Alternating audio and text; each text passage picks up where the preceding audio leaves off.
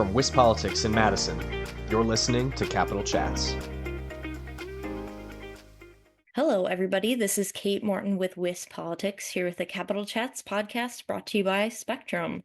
Today, I am with my colleague Abigail Levins to talk about her interview with Representative Lindee Brill, who is a freshman in the Assembly this session. So, Abigail, what did you guys talk about during that interview? Representative Brill and I were able to talk about what her background and what made her come into the Assembly, as well as what she's most looking forward to and what policies are going to be important to her in the coming months. So first off, Lindee, thanks for agreeing to be on the podcast. Thank you for having me. Yeah. Let's start with some news that's been relevant to the Assembly recently. What do you make of the state budget discussion so far? Well, we currently have a $4 billion surplus, and he would reduce that to a $4 billion deficit.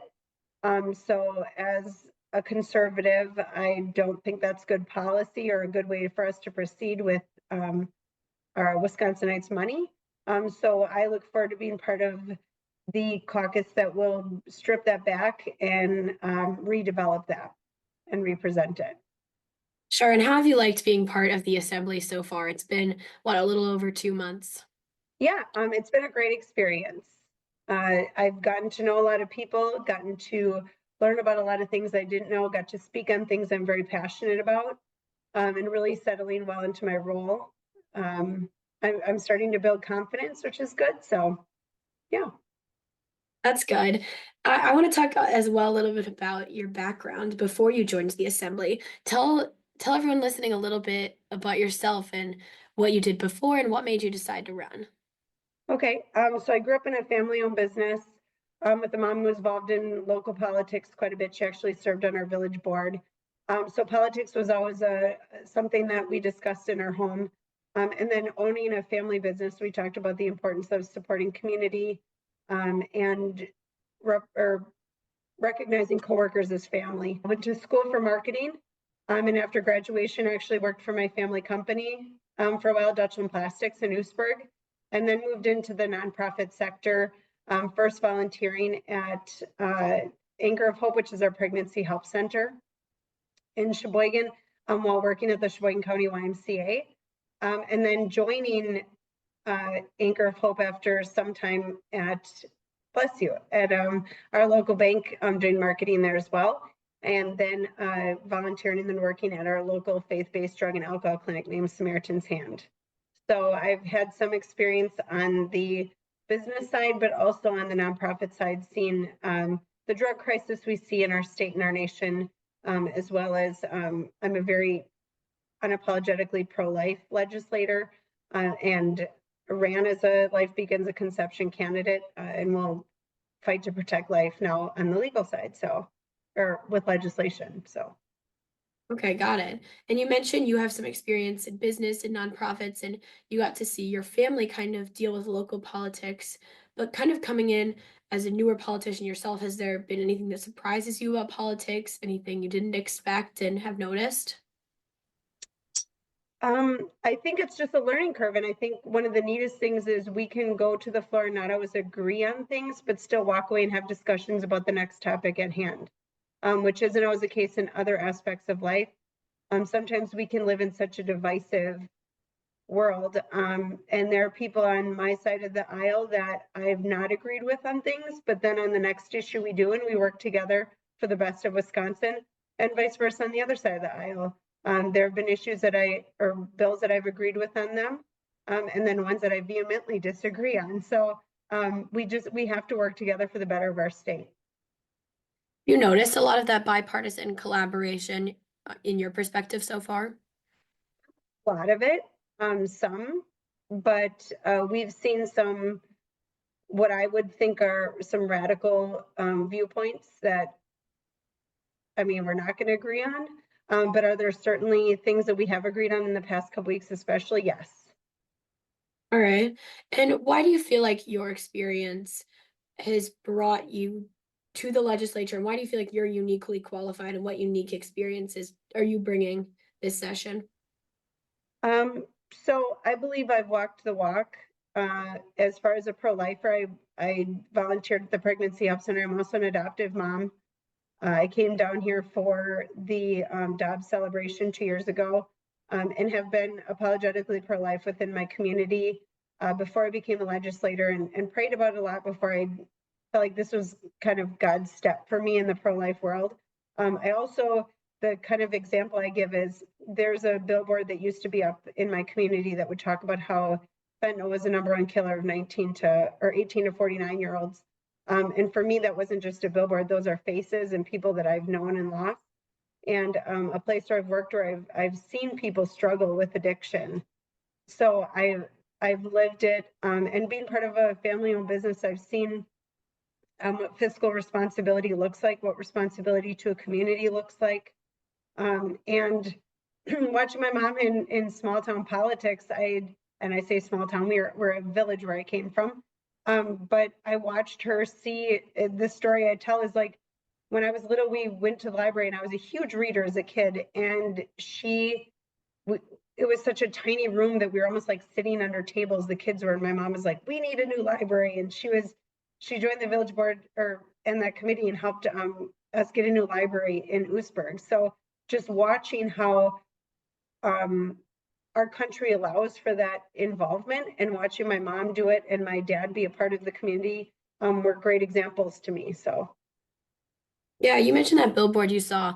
I noticed you're the vice chair of the Mental Health and Substance Abuse Committee. Could you tell me more about that issue, and if this is something a committee you're excited to be on? yeah, I'm very passionate about that. I actually just was able to tour one of the recent hospitals and had some questions even for the emergency department of what do we see as far as like how many people are coming in with overdose situations. And the place I work has a sober house and has support meetings, Bible studies and things like that. So yeah, I'm very excited to be a part of helping that community.